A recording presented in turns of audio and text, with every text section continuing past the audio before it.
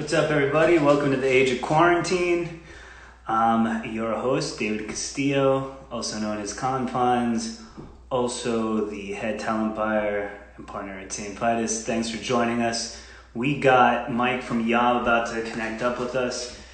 We're gonna hit a little high west. Very, very excited. What's up, Antonio? How you doing? To interview literally one of my favorite musicians. So cheers, everybody. I hope you guys are doing okay, healthy and happy out there. And all this. Obviously want to thank everybody who's been donating on Kickstarter and, just helping us out through this really tough time. We really appreciate it. That campaign's going on for another about month or so. We got lots of new stuff, that we're going to be kind of revealing over the next couple of weeks. So, keep an eye out on that space for any rewards you guys might want to get. And it's been going great and we really feel the love and we're determined to bring you guys the kind of thing that you would come to Saint Vitus for in the first place when all this is done. So we're definitely looking forward to that. So cheers, guys. We're going to check in out Mike here in a second. And he should be joining up in any moment now. Oh, Mike, how's it going? Good. How are you doing? You too. It's wonderful in any given time, any situation. I love seeing Mike Scheidt. Back, brother. I use seeing Mike as an example of what a good day at the office is for me. So I want to start off with saying that. So this is a good day in the office for me, even though it's an actual office now. So Mike, just want to say thanks for taking some time out of your day to hang out with us. Always appreciate it. And, just to get to connect in a time like this is always a beautiful thing. I've been watching the episodes. It's been great. I'm honored you asked and really stoked. Sweet. So, we're just kind of start the same way that I always start mine, which is, where's home right now? Where are you? And if you weren't at home, do you know where you'd be? It's been a pretty long time. Yeah, I'm in Eugene, Oregon, and so that's home. And I think we would have been back from our spring trip and be preparing to head to Europe. So I would be home at this time. Gotcha. But you would have been finishing up a tour and then preparing. Yeah, we had mostly short jaunts planned for this year because it's mostly focusing on songwriting and getting a bunch of ideas together. And,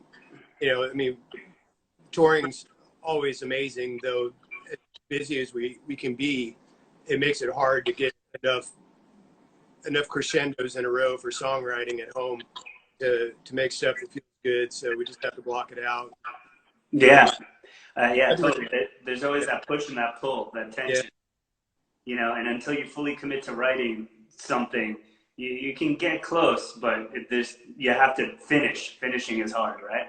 Yeah. You need to stare out the window time. Yeah, for real. Yeah. So let's. We're gonna start, early in the biographical zone with you. And one of the questions I often ask is just, what were kind of like some early memories of things that just drew you to music in the first place, just as a person, like as a kid? What kind of made you be like, ooh, I like this?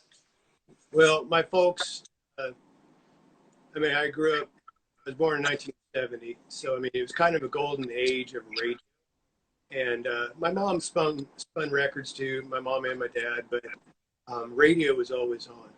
And the radio in 1971, 72, 75, it's golden, golden era, just what was considered quote unquote pop, or popular, Stones, Beatles, Janis Joplin, Roberta Flack. This was the stuff that was on the radio, Steely Dan, Zeppelin,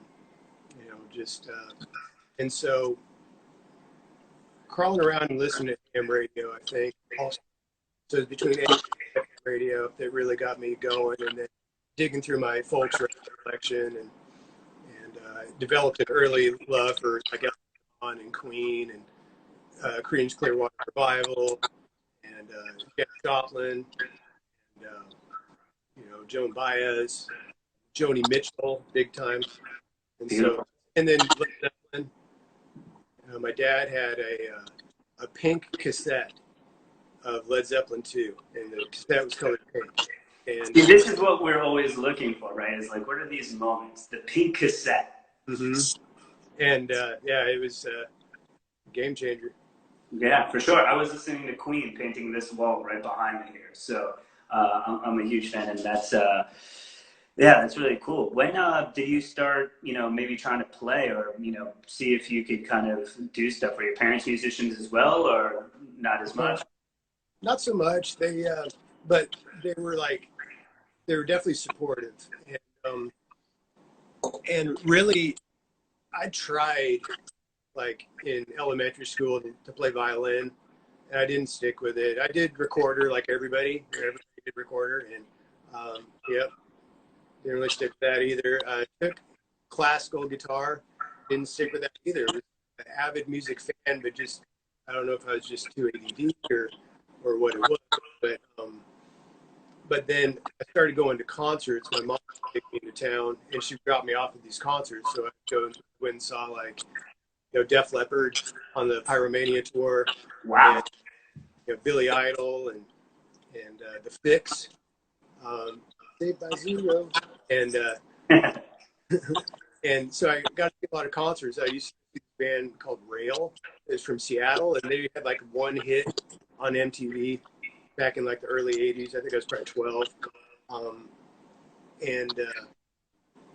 And I started getting very much into metal, and my cousin moved to San Francisco and was down there for a while, and he came back as a full-on punk.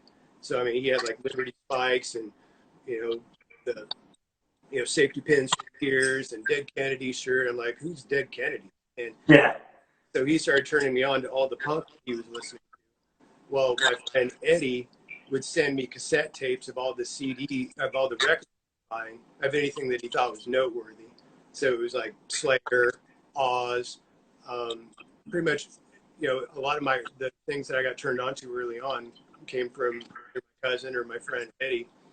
And, but I still didn't really put together to play yet. And I wanted to, but somehow there seemed like there was this leap between what I was listening to and going to see bands and this connection to myself doing it. And punk kind of made it a little more oh yeah, man, just play.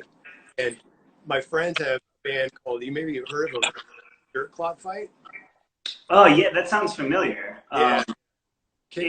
It's amazing how when you, I feel like in a lot of these conversations, definitely punk and hardcore seems to be the music that at least people felt could be a common denominator to play. Yeah. There's this participatory air to it, right? As opposed to Def Leppard is all the way over here. Yeah. I don't know what that world is. Well, at that concert too, that Def Leppard side note, I think there was 7,000 people there. Wow. So in Pyromania, that was probably the last time you would ever see that. Yeah, it's small. Yeah. Wow, that's so sick. But I went to my friend's house, and it was before Dirt Clot Fight had officially formed, but it was Phil and Austin, who was from that band, and then my friend Eric, and they were just jamming in a living room, working on what was going to eventually be the first Dirt Clot Fight stuff. And that was the closest I'd ever been to live music, just in a living room, and just watching them slug it out with passion and fury and youth and just going for it. And at that moment, I realized I had to do it. That changed me forever. I had to get behind a drum set. I had to get behind a bass. I had to get a guitar.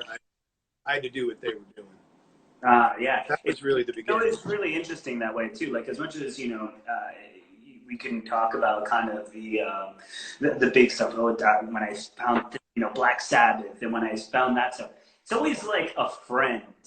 Yeah. If your friend is doing it or somebody else, then all of a sudden you're yeah, why not? Why can't I jump in there? Chris, who is the other host of this program, who's a good friend of mine, a bit older than I am. You know, when I saw his band on the Mighty Princes and bands like that, it made me feel like I might be able to do this too. And that's a very powerful feeling, just to make that leap like into it.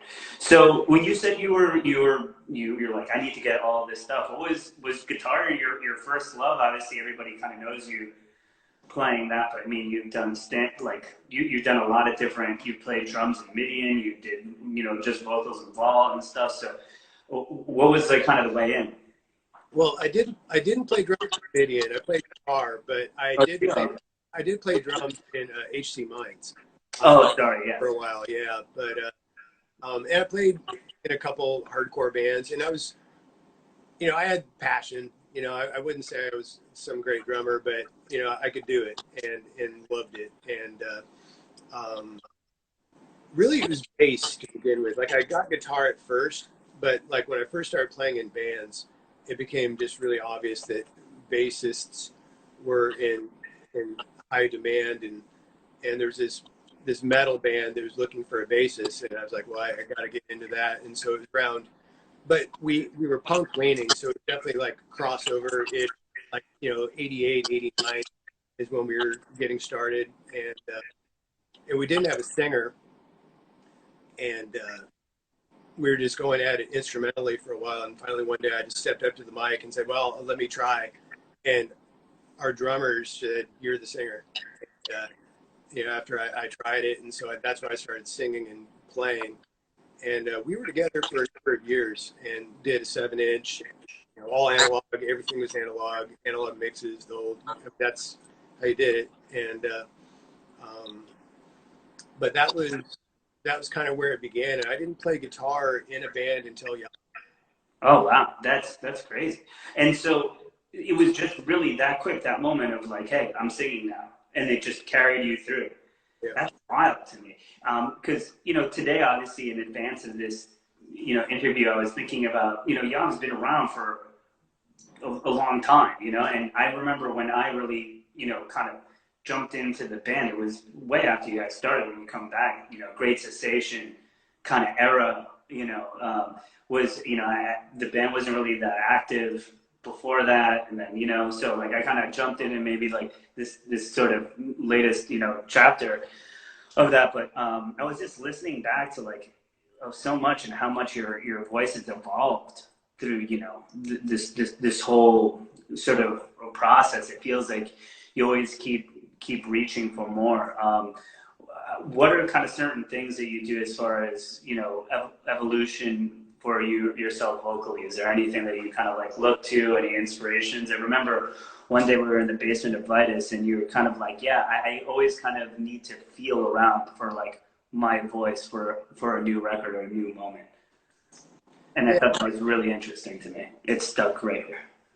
Yeah, it's true. I think with each kind of new set of songs, I don't know, I feel, you know, I mean, how it's been up till now is to try to dig in and find a new color or flavor or some kind of pull inspiration from a different place and try to you know, build off of what we've done, you know, so have a foot in where we've been, but then also have a foot in pushing and trying to get something new. And it doesn't necessarily have to be, you know, some Olympic ability, or it could be a timbre, or it could be a, you know, just it's kind of hard to put into words, truthfully, but yeah. You know, I listen to a lot of music, and I gravitate to vocals, and I love the classic singers and classic singing.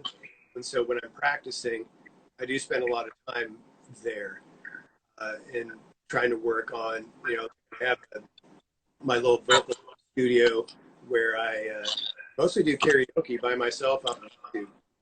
And I'll do all the metal karaoke, but also, you know, Fleetwood Mac, 80s new wave, and David Bowie and Neil Young, and try to like really climb into those different timbres and try to take something away from them. And then when I hear something that could use something like that, then I'll apply it.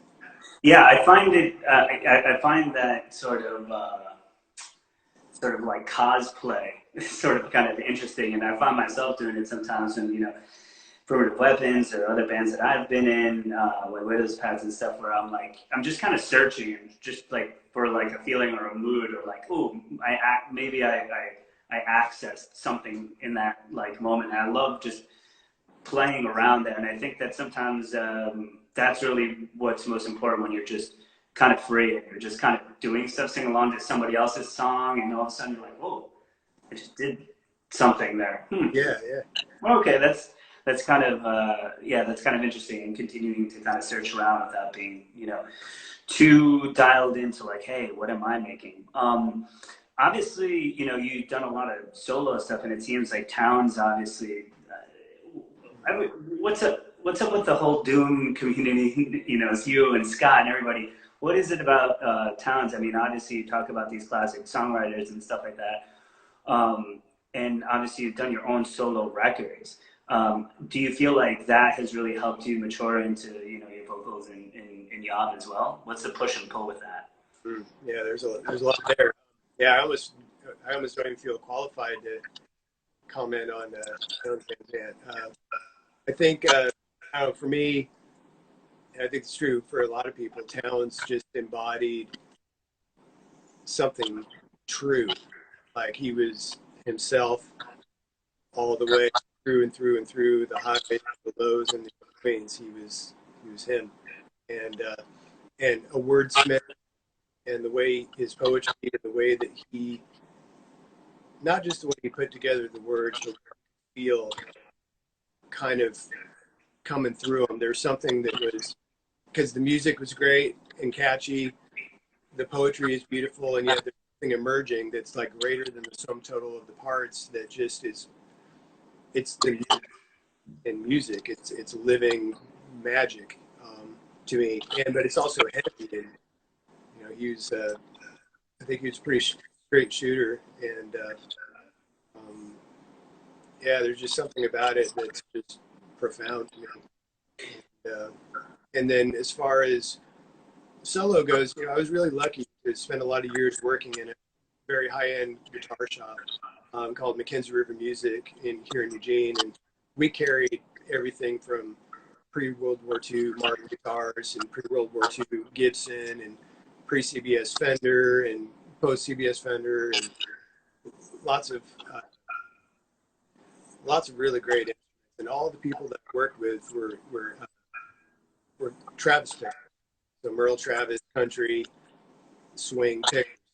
And I was like the young board metal kid that was supposed to communicate to people that like loud amps. Like, oh yeah, well, let him go to people that want to play loud. And but I wasn't there for very long before I had to get a thumb pick and start trying to learn what they were doing. And that was the first time I'd ever heard Town. It was my guitar mentor, a guy named Dick Gunn, and he changed my life. Bob November too, the owner of that shop, they gave me an education, but also like that's when I first actually started to develop a style that was beyond bar chords, because I was starting to learn movable chords. I was starting to learn how to use my right hand to pluck out melodies. I was also starting to learn, like in a position, what can I grab? What's available here? Because that was a lot of what the country swing and country blues picking is about. And then fast forward to like solo. So I played acoustic guitar all throughout it. And if I didn't know Towns or Merle, YOB wouldn't sound like it does. Like it's like we're as much influenced really by country blues as we are by Sabbath or Cathedral or any other band. And I didn't really think about playing solo until I saw Scott Kelly open for Sleep. And it just scared the hell out of me. Like I was just watching it going, oh my God, you know, how do you do that? It was just so heavy and exposed, just like skydiving without. Yeah, I mean, it's almost like the reverse of Bob Dylan, right? Yeah. It's like Kelly goes acoustic. You know, it's like the different thing. I always love. And it's the heaviest thing in the room. You know, I mean, just holy moly. You know? Yeah, I mean, especially for, you know, the genre, you know, that you play, doom and everything like that, amplification and, you know, is in the riff is like, it's like the deity in the room, you know, a lot of times. So I always found that, you know, you and Scott and certain people, when they did that, I always thought it was a really brave move because of that, right? You're used to being like, hey, look, I have the big boomstick and like I can do anything with it. Here we go, you know? And I think that in a lot of ways, one of the things that makes Yob really special for me as a listener is that the vocals are and the melodies and everything that you bring into it really make a, you know, 12, 13-minute song feel like you're just going to another place. So that's pretty great. So I want to talk a little bit about the genesis of the band. How did it really just, you know, start off with the same personnel? What was going on there? When did Yob become Yob? Well, you know, in the early 90s, I mean, I'd grown up, certainly, I mean, Black Sabbath came on to my radar probably in 79 or 80. So, I mean, I discovered Ozzy and Dio at the same time, and was into Trouble and loved The Obsessed. I had the Metal Master 6 comp and The Obsessed track, Concrete Cancer, which is, you know, it was like I had all those pieces, but I was largely still, I was more into grind and death metal. And when Lee Dorian went from Napalm Death to the Cathedral, I went and got Force of Equilibrium, and honestly, it's funny, I didn't get it. Like, I listened to it and I was just like, I totally don't understand. And I had all the puzzle pieces to understand, but I was just too compartmentalized about it. And then I went to a show, and it was one of the Grind Crushers. So it was Napalm Death headlining, Carcass, Cathedral, and Brutal Truth. That show. Yeah, Brutal Truth, they were touring Extreme Conditions. Cathedral just put out Soul Sacrifice, or we're getting ready to. And then it was Necroticism for Carcass and Utopia Banished for Napalm Death. Jeez. And I was there for Napalm Death largely, and Carcass, and Brutal Truth was new to me, but I was into it.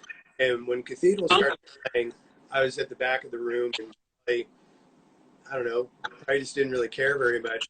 Within about like 10 minutes, I went from the back of the room, front of the room, to the front of the stage, and it changed me forever. Like, I started, at that moment, I went and signed into the Cathedral Coven fan page, or not the fan page, but their fan club. Like, I sent, you know, got a couple of IRCs and mailed a letter to their fan club, and Lee Dorian, yeah.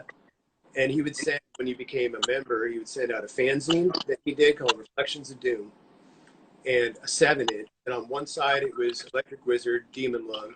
The other side was this band called Our Haunted Kingdom, doing a song called Aquatic Fanatic, which is actually the beginnings of Orange Albums. Oh, wow. But they were called Our Haunted Kingdom first. And that's when I discovered Revelation, Electric Wizard, pretty much a lot of the Doom bands that I officially became into. And so that was really the beginning. But at that time, I was a new dad with twins. And Twins? Yeah. Yep. And I have 3 kids. My youngest just turned 21, and twins are 25, or 24, sorry. And so there was no intent of, I was writing songs, you know, in between taking care of kids, and it was purely a hobby for fun. I was trying to get people to want to play, but at that time, it just, style of music wasn't really on the radar. I would give people like mixed tapes of like, okay, this is what I'm trying to do, and nobody was really very interested. And so finally, I hit a guy named Greg, and he was a really good metal drummer. I said, would you play on this thing with me? And so we recorded 3 songs, and that was the very beginning. My friend, and I did everything else. So I did bass, vocals, guitar, and at the time is when I just gotten into stonerrock.com. That was a website back then, and people were submitting their songs, and so I submitted a song or the demo to be reviewed. And Rob Wrong from Witch Mountain was the main reviewer and moderator, and he gave us a glowing review. But we weren't a band, and there was no intention of it being a band. It was purely just for fun. And but out of that, then came the first line, Lowell Isle on bass, and Gabe Morley on drums, and then we started. Then you started. So, but once again, didn't tour, like you said. There was no ambition, zero. Yeah, I feel like play songs and play with the touring bands when they came through. That was it. Yeah, I feel like as those things were developing too, it wasn't like there was this big infrastructure as like there is today for touring musicians and stuff like that on all these different levels. And especially I think in like the metal and the hardcore worlds, it was really like the bands were really going out and doing it. They were really like plowing the fucking themselves. And you know, I talked to sometimes to Stefan Flam from Winter and people like that, and it's just like everyone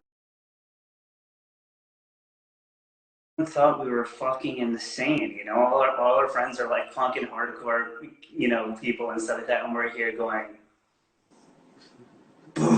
you know, and they're like, I don't fucking kind of understand. And so it makes total sense. It was kind of like sort of the beginning waves of what kind of, you know, Electric Wizard now plays in front of, you know, thousands of people. So once you started playing, you got this great review, things are starting kind of going. What, like, you put out some records, when did it start? Was there like this push and pull, or like, I kind of want to do a little bit more, honestly, I have my home life? What was that sort of internal or external like dialogue like? Well, it was because our view wasn't really an ambitious one. It just was, we did what we could, and we did what was comfortable. And I think there wasn't really, especially where we were at, there wasn't really a lot of people that were into the same thing. And we were too heavy for rock clubs, but we were too slow to be on a lot of metal shows. And we'd end up playing a lot of house shows, like punk shows, basically. Mm-hmm. And we played some really amazing shows, actually, in the early 90s, in the early late 90s, early 2000s. And we did one tour down the West Coast in like 2001. And then we did, and as we kept recording records, eventually that was when there came a time where Lowell left the band and Samu joined. And we did Starsis, and Gabe was still on drums. And then Gabe left the band, and then Travis joined in 2002. And we're all still tight, and everything's awesome. And then Brian Slangle contacted us to be a metal blade, which was just the wildest, crazy thing. And at first we talked with him and we turned him down. We're like, that's too big, too weird. We are going to just be a drain on your money. And he's like, look, you know, I get assigned what I want, and I would like to see what we could do. And but even then, touring was difficult. You know, the two tours that we did were on credit cards, and came home, you know, 15 pounds, 20 pounds lighter, and just, you know, there's not a lot of people coming out, but everyone who came out was diehard. Like, whatever fans there were for that style of music, they were sincere. But it really didn't have any traction for us, honestly, until we performed, which was like at the end of 2008. So we, you know, like you said, kind of slugged it out for 8 years, but it was fine. It wasn't like even a complaint, because we didn't have hope. It wasn't like a hopeful thing. We were just doing it, and we were just rising to what came forward. I mean, wow, do we want to do that? what would it take to do it? Okay, yeah, we'll do that. I love that statement you just made. Like, we didn't have hope. In a way, can be, considered like a very negative statement. But Yeah, it wasn't in negative. other ways, hope can kind of destroy you too. Especially if you're looking at the next person or the other person and you're not kind of present in what you're doing and the work that you're doing. And if you really like it and you're about it and what it is, what the end of it is, Yeah, and well, that's very interesting because you guys kept that insular vibe. Like, hey, I want to, just be making this thing. I need to make this thing, and yeah, that's we're approaching it from a end. I mean, it's like, the passion and there being just a genuine thing that you have to say has to be apparent in order for that to work. So it has, and so for us, home, it's like we're just making the thing that's medicine for us and that we really want to make, and that we're going to make regardless. And then as it grew, we would have to kind of reevaluate, and having things already gone so much farther than we'd ever intended for it to go. Then it just continued to be like a series of like surprises, and but it was still driven by this: do we want to do it? Do we not want to do it? But we turned down a lot of things that could have been like things to make us grow, but we just weren't to grow, and we just wanted to be our thing, and then it changed. But our credo is never, like, it's always the same exact thing. Like, we're still have to be happy at home in four walls, nobody else there, and that's numero uno. And it's got to be met first still. And if it stops being that, then we'll either take a break or reevaluate. So far, so good. We love each other, and yeah. still love doing it.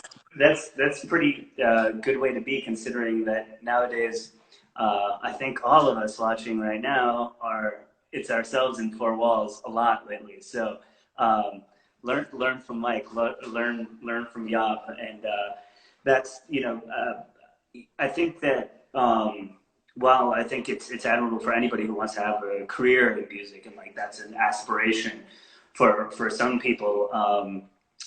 The way that you guys have sort of, and I think like an entire genre has sort of just kind of plowed along, and then all of a sudden, people have sort of come along to this sort of sound, and that's a really broad brushstroke I'm using here, because when I listen to Yob and then I listen to Electric Wizard and Neurosis, these are all very different things to me. Like when you really get in closer, but I'm using this is more of like a scene, a thing, hey, you play this a little heavy, okay, that's more of a writer thing than anything else. But when did you sort of feel that there was, you said like 08, 09, what did that sea change sort of feel like for you guys? And were there any like kind of moments where you're like, oh fuck, like this is sort of happening now, huh?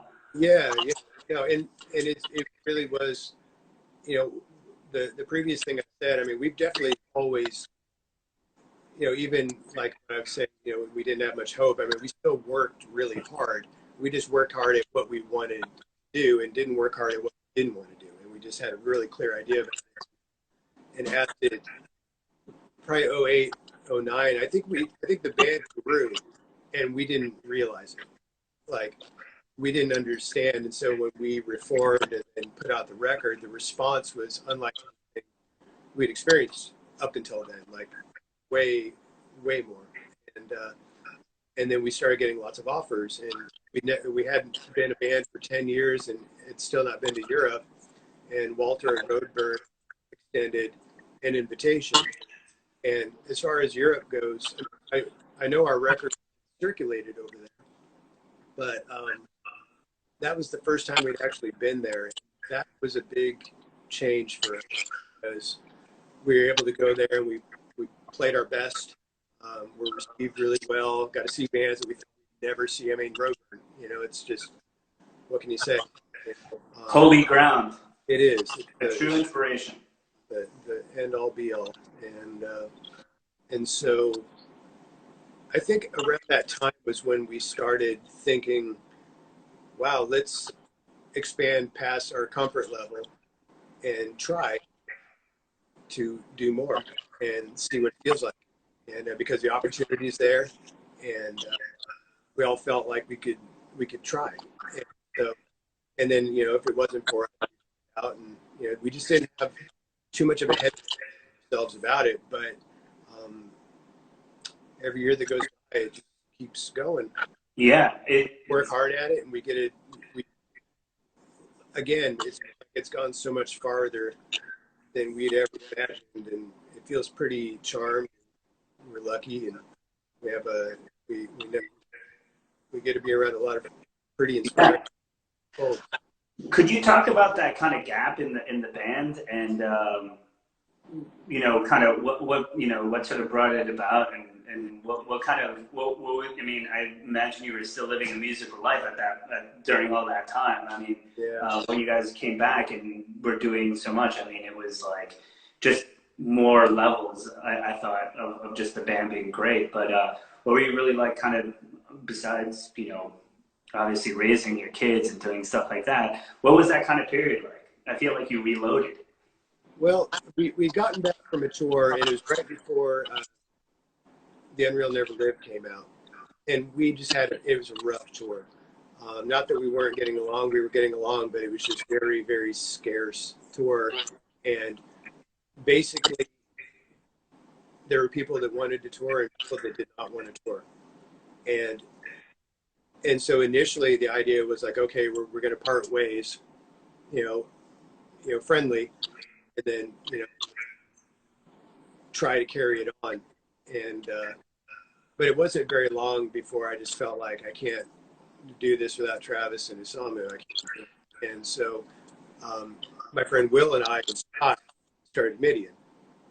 And so then Midian happened for about a year and a half. And then there's that whole thing that went down with that band, and involved, I don't know if you know about it, but it was basically a band tried to sue us for the name for trademark infringement, and it's all history. Great learning experience.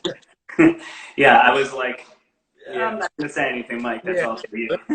That's all that it is, and really YOB reformed out of that. And Travis had reached out to me and said, hey, it'd be fun to do a show. And I was like, man, it'd be fun to do a record. And like that, Mike. Keep upping the ante.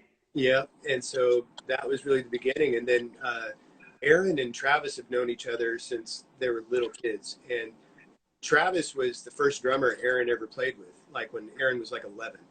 Oh, shit. Yeah. And so when Aaron tried out, it was like, oh, okay. Their chemistry was so locked in from years and years of playing together.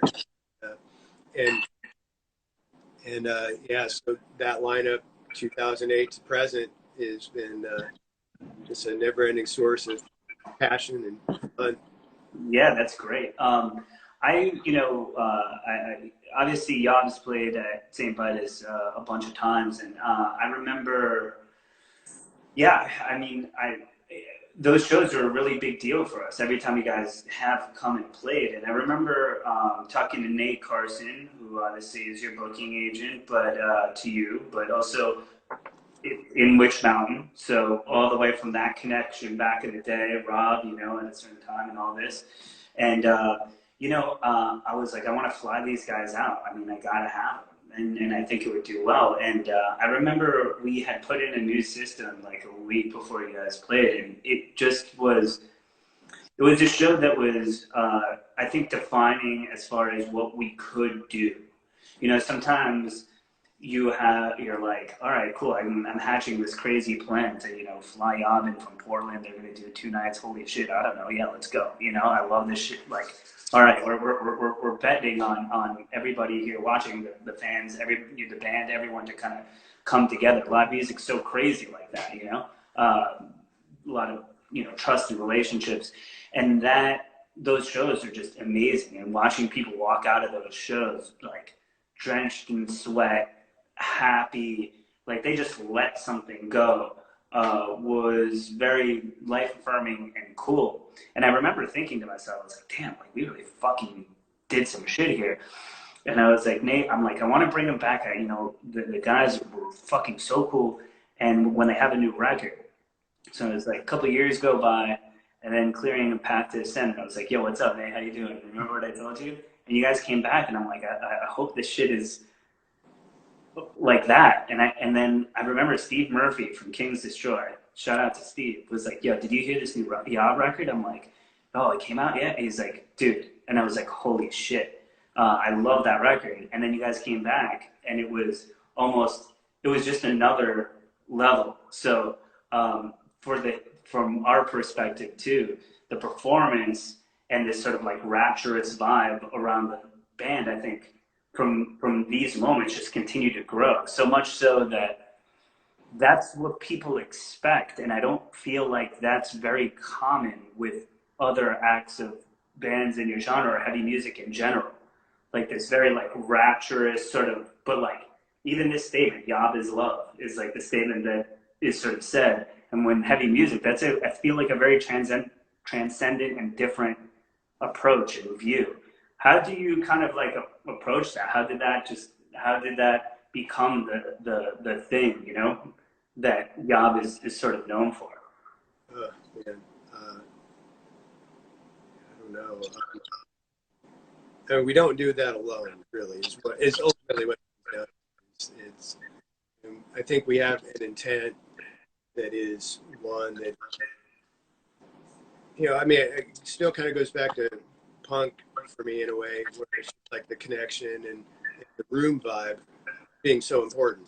That it's not just about a band on stage; it's about every single soul that's in the building that showed up for this. And so I think that every show is approached that way, and where, you know, us just being a band on stage is not nearly as interesting, and there being just an audience, you know, some kind of like barrier is a lot less intriguing or interesting or exciting to me than the environment that we all create together.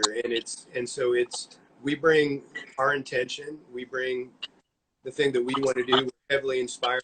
You know, for us, there's always like and it's not like we base every decision off of it, but it's certain bands that we hold at like everybody, on the highest caliber of what this thing is. You know, like Neurosis would be like maybe one of the clearest examples, and where it's like every time you go, like I watch them, I end up contemplating some serious life decision or have some kind of profound realization, or, you know, it never fails. And that's true every night on tour with them as well. Every single night. Wow. That's that. And so, but it's that whole room. I mean, that whole room is frequency. And so for us, we just want to connect in with that, and we bring our intention and our vibe and what we want to throw on the stage, you know, whatever it is, and leave it there. So whatever alchemy that needs to happen, a good day, celebrate it. Bad day, hammer it out. Really tired, wake up.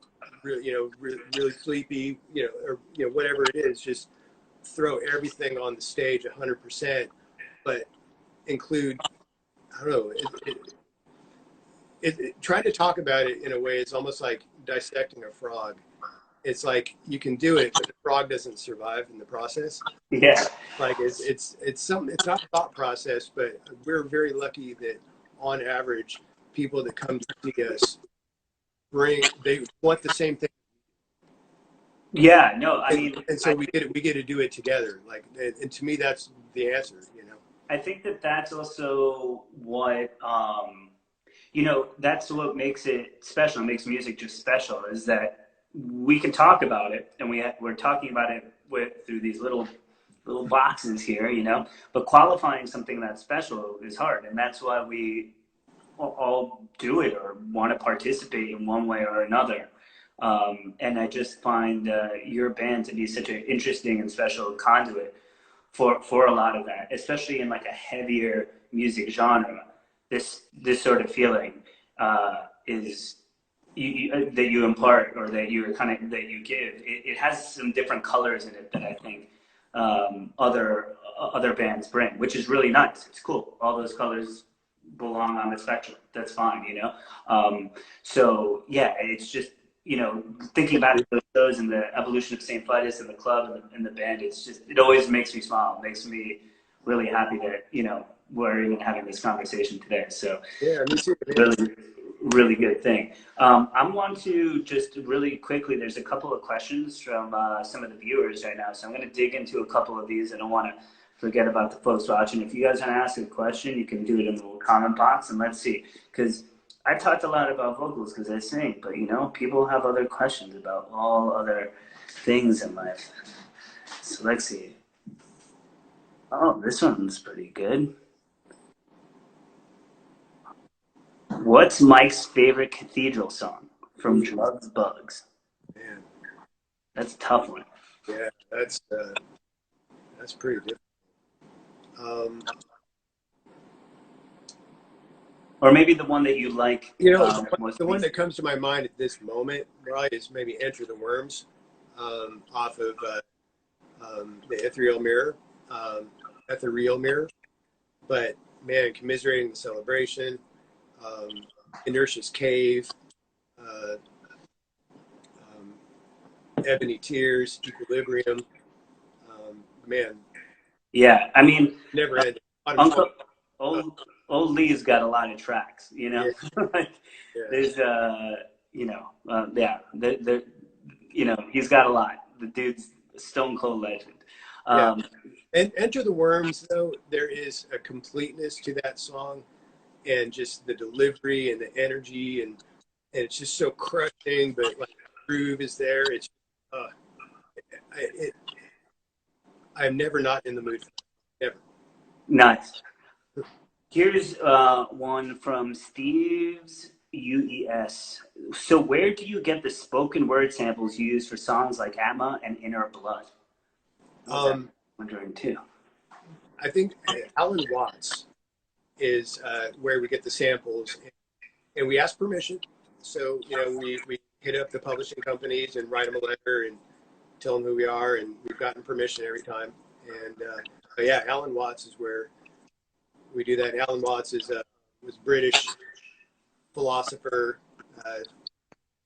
Um, I don't know, kind of spiritual rascal in a way, like incredibly brilliant professor, and was really like a crazy wisdom, far out guy. And I've listened to his stuff for probably 30 years, and it's just never ending inspiration. Is besides Alan, are there other kind of theorists or anything that you've been reading even like lately and stuff like that? Is that something that you're kind of constantly reading up on, or just he caught your ear? No, I'm constantly reading up on it. I'm constantly reading up on it, pretty much. I have roots in a lot of different, um, I guess, ways of thinking about things that can't be said in words. Um, but you know, I've spent a lot of time with Dzogchen, Tibetan Buddhism, also Peruvian shamanism, not the plant medicine side of it so much, more like high Andes, and you know, Zen, and you know, pretty much anywhere that there's wisdom and something that cracks my skull open a little more to think about my own life and reality a bit differently. I'm all for it. Same with science, quantum physics, and all the different kinds of, you know. And I'm not. I mean, it's definitely a spectator sport for me in that regard. Like I couldn't offer any. I wouldn't pretend to offer any insights there, but I'm very interested. And there you go. Nice. Yeah, no, I think it's all important. I think when you're also writing and searching, it's always just good to always be reading and perusing things, even just for language and stuff. You know, you kind of come across so much different vernacular and different things that you won't kind of come across in normal kind of everyday life. You know. I sit every day. I do practice. So there is that, and it's definitely one of the best things that I've ever learned how to do. Nice. From Forium Costanza. Hope the whole family is doing good, Mr. Scheidt. What are your three favorite guitar and effects pedals? Three different ones. Okay. Well, I'll just have to go off my pedal board then. Black Arts Toneworks Quantum Mystic Overdrive is my favorite distortion pedal of all time. And yes, I helped design it. Yes, it's named after a YOB song, but it is also literally my favorite. I got to design the pedal that I wanted, and it was based off of a Ross distortion that I used on the Unreal Never Lived. But because it didn't have an EQ, it didn't agree with every amplifier. And especially when we're traveling around doing backlines, I needed something with an EQ, and Black Arts Stoneworks and Mark and Jason, Nick all came up with it, and then we went back and forth, and it's my favorite thing. The other, I love the Mr. Black Eterna, which is basically a reverb, but it's got a 2-octave boost that you can bring in. And so, and the reverb is bananas. Like, it'll go a full 40 seconds of delay if you crank it. So you can hit it, it just goes for 40 seconds. And it's really awesome. But the 2-octave... You need a lot of for you, I feel like. Yeah, just... Yeah. And then you add the 2-octave boost on top of it that is a 2-octave of whatever note you're playing. And it's really a great pedal. The other pedal, I'm really, it's another Mr. Black pedal. It's the Shepherd's End, which is a flanger, but it's a flanger that, because I'm not normally into flangers, but this one, you can choose where the waveform starts and stops. And so you can really sculpt it in a particular place. Mm. And it doesn't really sound like a phaser. It doesn't sound like a flanger. It doesn't really sound like a chorus, but it kind of sounds like all of them in the most magical possible way. So those are my three favorite that I can say at this moment. But I love, everybody, I love like 200 pedals. Yeah, I mean, who doesn't like, playing around too? Yeah. All the Earthquaker devices stuff and deep, and the Walrus pedals and there's just so many good pedals out there. So, yeah, it's an exploration like anything else, right? You're like, there's some incredible fuzzes. I mean, there's just so many cool things. For sure. All right, let me dig in some here. We got some more. A couple of those. Here we go. What's the significance of your favorite tattoo? I find describing tattoos is like trying to describe dreams. Mm-hmm. And then you trying to describe your dream, and it just kind of falls apart as you're doing it. Yeah. And you're just like, never mind.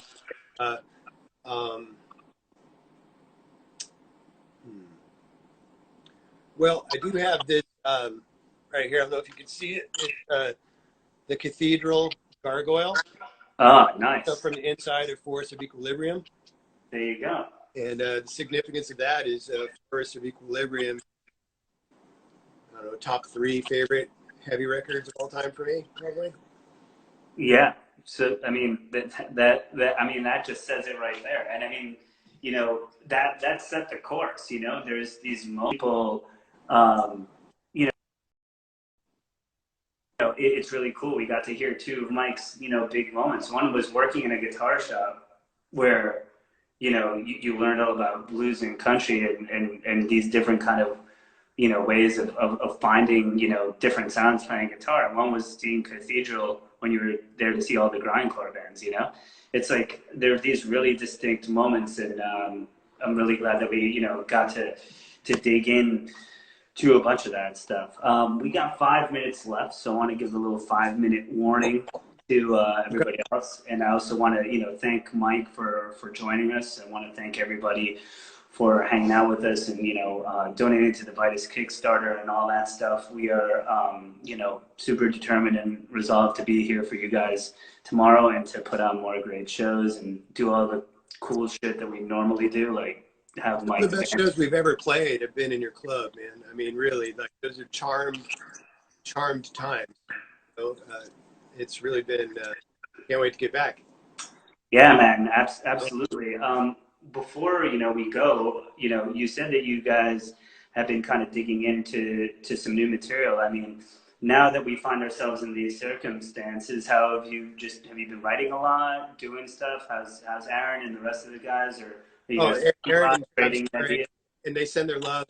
They send their love to all y'all. And yeah, I mean, we're staying in touch. And, for me right now, a lot of it is I have so many ideas that it's just, you write 12-minute songs, dude. it's hard to corral them in, and they're all over the place because I'm just into, I'm into a lot of different kinds of music, but really a lot of the time it's there comes a moment where the first actual song presents itself, and it's just like this. It's like it's this ineffable feeling or a moment where it's like, oh, that's the one, that's the beginning, that's it right there. And so I'm not sure that that's happened yet, but if it's comparable to fishing, I'm going to the shore every day and casting the line, and seeing if we get any. Yeah. I feel like that first song too almost becomes like the thesis statement for the record, right? Like once you find that thing, and I remember that moment where you told me that about your voice and things like that, and I'm like, I picture you in your house just playing and kind of just trying to find the thing, and I'm like, let's just. Before this interview, I'm like, I hope Mike's just at home trying to find the next thing. Selfishly for me, but for all of us, But I'm glad to know that that's the pursuit, and obviously sort of what's going on. And when you find it, it's like, ooh, then there's that little breakthrough, and then all of a sudden I feel like a lot starts happening there, for That's sure.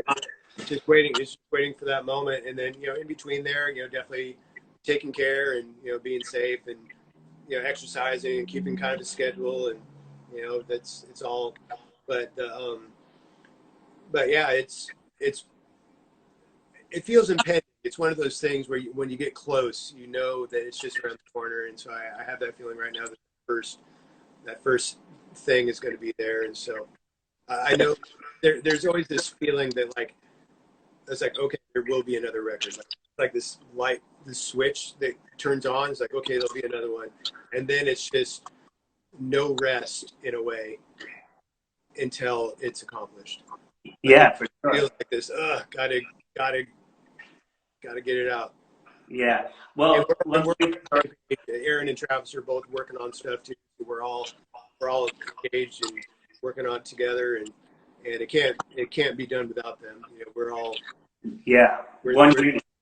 Well, we'll look forward to that, and we'll feast on our raw heart until that day comes. Mike, thanks again, man. We got like 45 seconds left. Really, it's always great seeing you in whatever form, and we look forward to having you back when all this is done. Stay safe. You too. Be well. And guys, thanks for joining us. All right. Cheers. Take care. Stay tuned for tomorrow's episode. Peace. Peace.